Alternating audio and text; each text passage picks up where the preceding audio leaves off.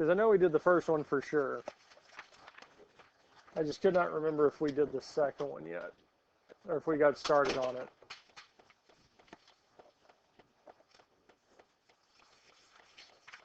We did not?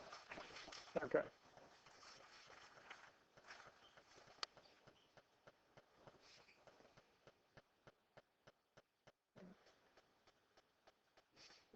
Okay, let's look at number 4.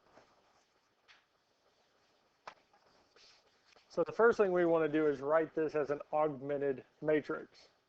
So going across the top, we'd have 1, 2, -3, -2. Our next row would be 1, -1, 1, -1.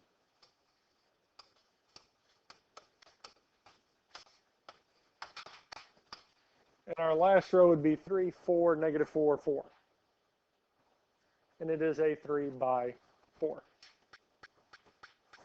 All right, so now we'll grab the graphing calculator.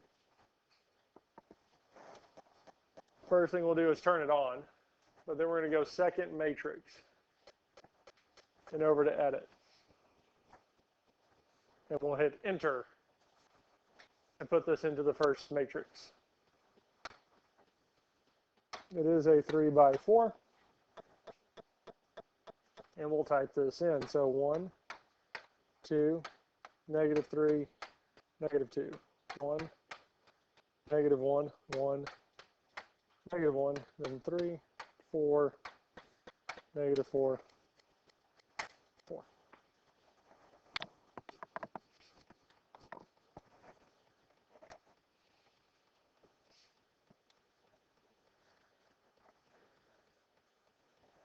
Able to get it typed in? Might need a calculator.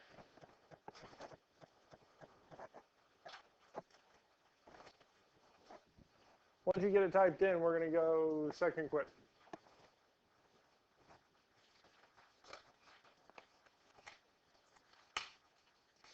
Okay. Second matrix. And we want to go over one this time. The math. We're going to scroll up or down and find R, R, E, F. R, R, E, F. Then we'll go second matrix and select matrix A. And hit enter.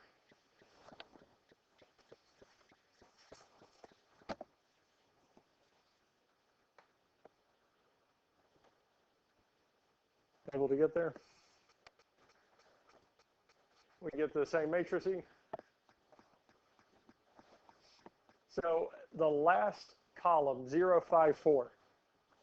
So if we put all three equations in, if we put them in correctly, the first column is x, second column is y, third column z, and the last column is what it's equal to, which is going to tell us that x is 0, y is 5, z is 4.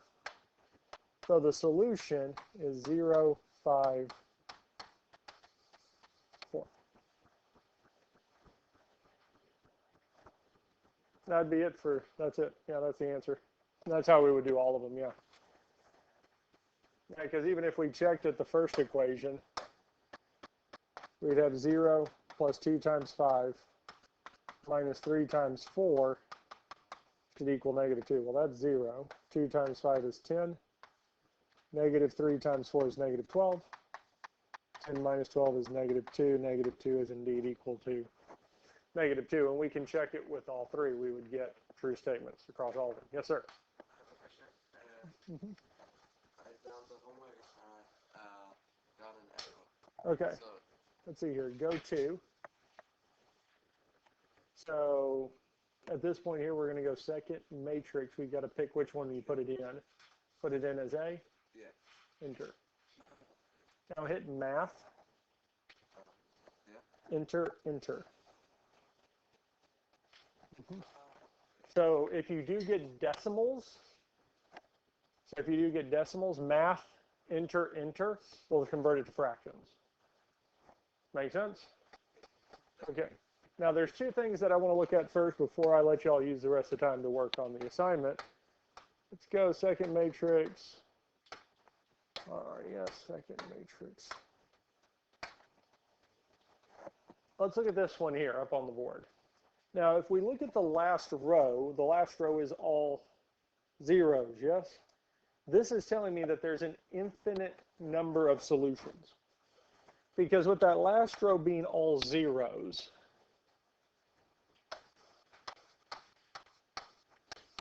this stuff, we have stuff up here. What we're saying in the bottom row is that 0 is equal to 0.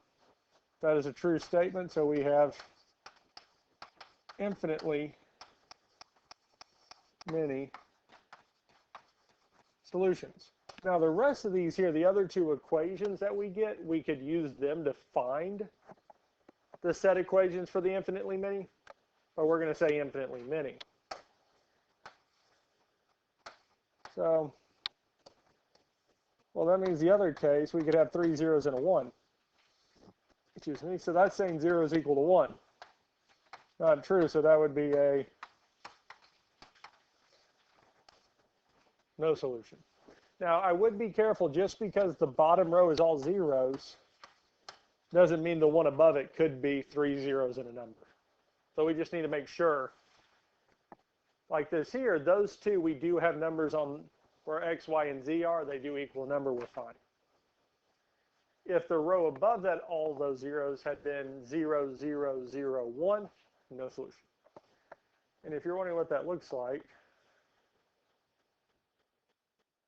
we can, like this here, that bottom row, 0, 0, 0, 1, no solution, we're done. Make sense? Any other questions on this here? I'll let you spend the rest of the time